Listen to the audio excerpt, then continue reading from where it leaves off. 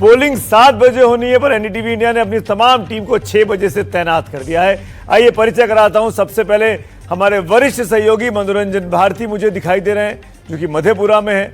मेरे को सिकता देव इन तस्वीरों में देख पा रहा हूं मैं, जो कि छपरा में है। मेरे एक और सहयोगी शिवम और सोमू, ये लोग भी मुझे दिखाई दे रहे हैं। आप चारों का मैं स्वागत करता हूं। सुप्रभात, गुड मॉर्निंग। बाबा, क्या स्थिति है वहां पर? अभी तो सन्नाटा होगा, ठंड कैसी है आज? ठंड है, थोड़ी थोड़ी सुबह की ठंड है। मैं बेगूसराय में हूँ और ये देखिए बीहट का इलाका है। बेगूसराय जब आप आएंगे, इंटर करेंगे, और यहीं से मैंने शुरुआत की है।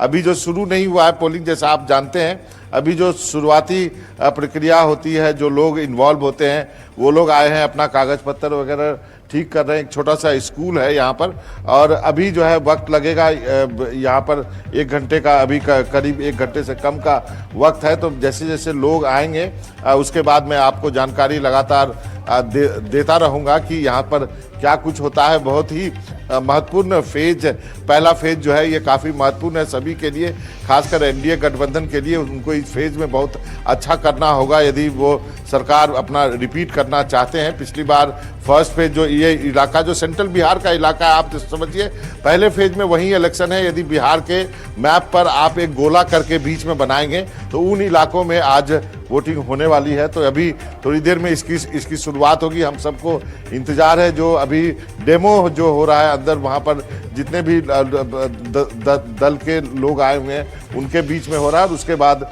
1 घंटे के अंदर वोटिंग की प्रक्रिया यहाँ पर शुरू होगी। आप जी वहाँ पर क्या हो रहा है? अभी चुनाव प्रक्रिया चालू है। हाँ। और क्या हो रहा है वहाँ पे? ईवीएम की जांच वगैरह हो रही है? हाँ, जांच वगैरह हो रही है। ओके, ठीक है। बाबा, मैं आता हूं। हम लोग आपसे अपडेट लेते रहेंगे। सिकता भी मुझे दिखाई दे रही है, सिकता से अपडेट ले लेते हैं। सिकता, आप छपरा में हैं। छपरा बड़ी क्रिटिकल सीट है। खेसारी लाल यादव का मुकाबला छोटी कुमारी से हो रहा है। चलिए, सिकता के पास आवाज नहीं जा रही है। पहले राघोपुर चलते हैं, जहां से खुद तेजस्वी अपनी दावेदारी आजमा रहे हैं। जैनेन्द्र, क्या आप मुझे सुन पा रहे हैं? क्या स्थिति है वहां पर लालू के गढ़ में? बिल्कुल बिल्कुल सुमित जी, नमस्कार। नमस्कार। बिल्कुल, ये लालू का गढ़ हुआ करता था, अब तो ये तेजस्वी यादव का गढ़ है। और ये जो सीट है ये वैशाली जिले में आती है, लेकिन बिल्कुल पटना से सटे हैं। गंगा पार करेंगे और आप राघोपुर शुरू हो जाते हैं। और ये देखिए, जिस बूथ पर मैं हूं सुमित जी, तस्वीरें देखिए। 1 घंटे पहले से वोटर जो है इस गांव के यहाँ पर पहुंच गए हैं, और इसमें मुझे बुजुर्ग भी नजर आ रहे हैं और बड़ी संख्या में महिलाएं हैं। देखिए महिलाओं की कितनी बड़ी यहाँ पर संख्या है जो लाइन में लगी हुई, जबकि अभी 1 घंटे का वक्त है वोटिंग शुरू होने में। बहुत पहले आ गए आप लोग, क्या वजह है? बहुत उत्साह है वोटिंग का? कुछ बोलेंगे? हाँ, आप बताइए। अरे हम लोग के माल जाल है तो सोचो कि खिला बहुत देकर चला है, यहाँ जाएंगे तो गाय उधवाएगा। ये सब बात है। सवेरे गिराएंगे, उतने सवेरे घर बच्चे को लेकर आ गई है, तो 1 घंटा का समय है। आए हैं तो बच्चा के लेके आए हैं। बच्चा के छोड़ेंगे तो कहाँ, कौन धरेगा बच्चा के? उत्साह तो आप लोगों का दिख रहा है और अपनी जिम्मेदारी भी आप लोग समझ रहे हैं। क्या है मुद्दा आप लोगों के दिमाग में जो वोट आप डालने पहुंचे हैं? सबसे बड़ा मुद्दा क्या है दिमाग में? मुद्दा है कि अपना वोट किसी के दान कर सकते हैं। अब क्या मुद्दा है? आप बताइए, आपने क्या सोचा है? बस देना है। किस मुद्दे पर? मुद्दा सोचकर या नेता सोचकर? विकास चाहिए। आप कुछ बता रहे, बताइए। विकास चाहिए। अच्छा, तो विकास तो हो गया, इतना ये पुल बन गया, पुल बन गया, रोड बनेगा, रोड भी पक्की दिख रही है, लेकिन कुल मिला के विकास के नाम पर हाँ, बस। क्या आपके दिमाग में क्या मुद्दा है? नहीं, हमारे दिमाग में यही मुद्दा है सर, कि हम लोग का तेजस्वी यादव का आने से, यहाँ लालू जी के आने से हम लोग के उठाए बहुत, जो दियर में कुछ नहीं था आज रोड पर चल रहा है। उनको बता पुल से आ रहे, नहीं तो नाव से डूब के आते थे, नाव डूब जाता था।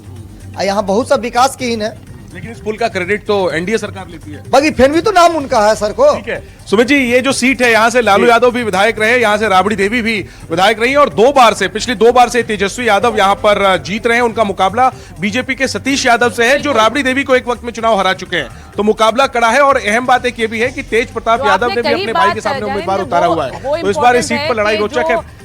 सतीश कुमार हैं, वो 2010 में राबड़ी देवी को यहाँ से हरा चुके हैं, लेकिन ये बिल्कुल साफ है कि तेजस्वी यादव तीसरी इनिंग्स के लिए यहाँ से चुनाव लड़ रहे हैं।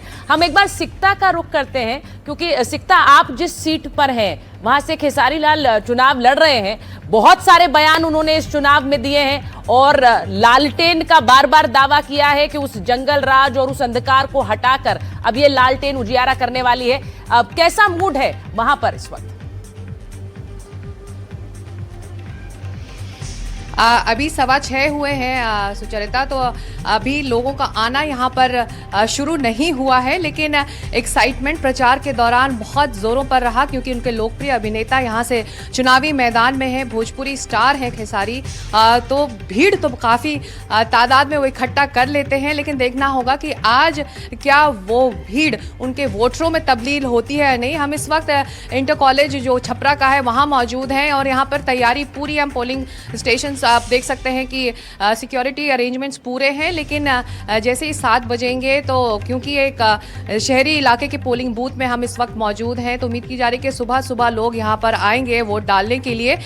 तो अभी तो फिलहाल यहाँ सन्नाटा है, सिक्योरिटी के अलावा अभी कोई नहीं, लेकिन तैयारी पूरी है दोनों ही खेमों में। अब बीजेपी का ये गढ़ रहा है। सारण लोकसभा सीट लगातार राजीव प्रताप रूडी जीतते आए हैं और छपरा विधानसभा सीट 2 बार से सीएन गुप्ता ने जीती है और अब एक नई कैंडिडेट छोटी कुमारी को मौका दिया गया है जो स्थानीय कार्यकर्ता हैं बीजेपी की, तो वो कड़ा मुकाबला देंगी। हालांकि कई स्थानीय मुद्दे हैं यहाँ के जिसको खेसारी लगातार उठा रहे हैं, चाहे वो वाटर लॉगिंग का मुद्दा हो, चाहे विकास का मुद्दा हो। तमाम ये मुद्दे जो इस वक्त हैं और जो खास तौर से युवा को जोड़ते हैं, बेरोजगारी, विकास, तो ये सब बातें खेसारी अपने प्रचार अभियान में कहते रहे हैं। उनके प्रचार अभियान से जुड़ने के लिए समाजवादी पार्टी के सुप्रीमो अखिलेश यादव भी आए थे। बड़ी तादाद में उस जनसभा को सुनने के लिए लोग पहुंचे थे। तो देखना ये होगा कि अब क्या ये सभी वोट खेसारी के लिए जाते हैं या फिर एक हैट्रिक बनाने की तैयारी बीजेपी इस वक्त इस सीट से कर रही है। चलिए अब सुमित, मुझे लगता है कि सिकता के बाद अब सहरसा जाना चाहिए और यहाँ पर शिवम हमारे सहयोगी हैं ग्राउंड जीरो पर। शिवम, तैयारी पूरी हो चुकी होगी, ईवीएम चेक हो चुकी होगी, एजेंट अपनी जगह ले चुके होंगे और मुझे लगता है कि कतार भी लग चुकी होगी जिस तरह से हम बाकी जगहों पर देख रहे हैं मतदाताओं की।